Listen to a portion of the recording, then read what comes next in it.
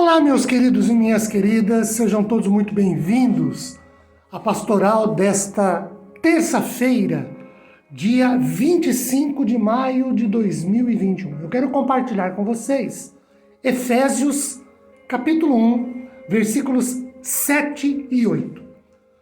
Diz assim o 7: Nele temos a redenção pelo seu sangue, a remissão dos pecados, segundo a riqueza da sua graça. E o 8, que Deus derramou abundantemente sobre nós em toda a sabedoria e entendimento. Queridos, Paulo inicia o verso 7 afirmando que o perdão dos nossos pecados nós o temos em Cristo, o que implica em entendermos o seguinte: fora de Cristo não há perdão de Deus para os nossos pecados. Uma outra afirmação de Paulo aqui é que o perdão dos pecados em Cristo é uma das maiores bênçãos que nós recebemos. Por isso ele diz, de acordo com as riquezas da graça de Deus. Somos perdoados em Cristo, então só estando em Cristo, isso é um ato de graça, da rica graça de Deus aos nossos corações. Paulo emprega dois termos que diferem quanto à ideia que vem de baixo ou subjacente, mas que são virtualmente permutáveis em significado: redenção e remissão ou perdão. Olhando mais objetivamente para elas, redenção implica que alguém é escravo ou cativo e precisa ser resgatado ou precisa que a sua liberdade seja paga. Redenção, queridos, é o termo que significa comprar de volta, resgatar. Nos tempos bíblicos, era possível comprar de volta uma pessoa que havia sido vendida como escravo. Do mesmo modo, Cristo, por meio de sua morte, comprou-nos para Deus, ou seja, resgatou-nos da escravidão do pecado. O segundo termo que Paulo emprega aqui, que eu quero destacar, é o termo remissão, que é o perdão também, mas implica que alguém agiu de forma imprópria em relação ao outro, no caso o homem com Deus, e ao fazê-lo, incorreu em culpa. Culpa essa que precisa ser coberta ou retirada.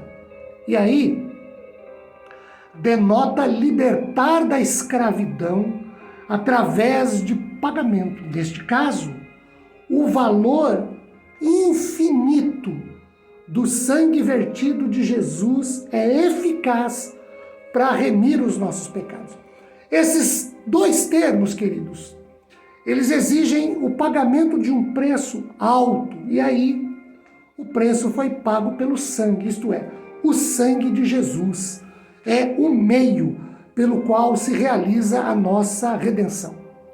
O Antigo e o Novo Testamentos, eles ensinam claramente que não há perdão sem derramamento de sangue, o que implica na morte de alguém. De fato, segundo a lei, e aí a gente pode ver em Levítico 17:11, porque a vida da carne está no sangue, eu o tenho dado a vocês sobre o altar para fazer expiação pela vida de vocês, porque é o sangue que fará expiação pela vida. Então, de novo, de fato, segundo a lei, como acabamos de falar aqui, Levítico 17:11, quase todas as coisas são purificadas com sangue. E a Bíblia diz de maneira muito objetiva que sem derramamento de sangue não há remissão de pecados. Isso faz alusão ao sistema de sacrifícios da antiga aliança, que aponta para o sacrifício de Jesus Cristo, esse sim, o Cordeiro de Deus, que tira efetiva, eficaz e para sempre tira o pecado do mundo. O pecador ofendeu o próprio Deus. O preço deveria ser a vida do pecador. Lembram? Romanos 6:23 diz que o salário do pecado é a morte. Mas, voltando ao texto lá do verso 7, de acordo com as riquezas da graça de Deus que Ele nos deu. Ou seja, Jesus fez o impensável. O próprio Deus, na pessoa de seu Filho Jesus, pagou o preço pelo nosso resgate.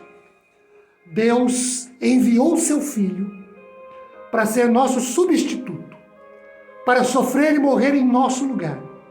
Através do seu sangue, derramado lá na cruz do Calvário, nós fomos resgatados do cativeiro do pecado e libertos da culpa. Como diz Dwight Moody, a ênfase recai sobre a completa ausência de mérito humano e sim, sempre e totalmente sobre Jesus. Essa é a rica graça que foi abundantemente derramada sobre nós em Cristo. Que Deus nos abençoe. Amém.